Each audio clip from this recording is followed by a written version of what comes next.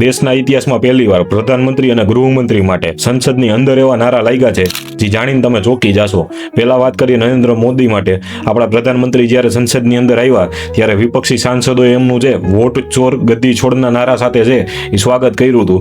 અને જ્યારે ગૃહમંત્રી સંસદમાં આવ્યા ત્યારે ગૃહમંત્રીનું સ્વાગત છે એ તડીપાર ગો બેકના નારા સાથે જે કરવામાં આવ્યું હતું. એટલે ખુલ્લેઆમ વિપક્ષે જે આ લોકોને જાહેર કરી દીધા છે કે એક વ્યક્તિ જે વોટ ચોર છે અને એક વ્યક્તિ જે તડીપાર છે, એ વિપક્ષે જે ગૃહની અંદર બોલી અને આ લોકોને જે એમની જગ્યા બતાવી દીધી છે. અમુક પત્રકારોએ અને રાજકારણીઓએ હમણાં જે નવું બિલ લઈ આવી છે મોદી સરકાર, જેમાં 30 દિવસ કોઈ પણ નેતા જેલમાં રહે તો એમનું પદ વહી જાય, એ બિલ અંગે થોડીક ટિપ્પણી કરી છે. એ પણ ખાસ જાણવા જેવી છે.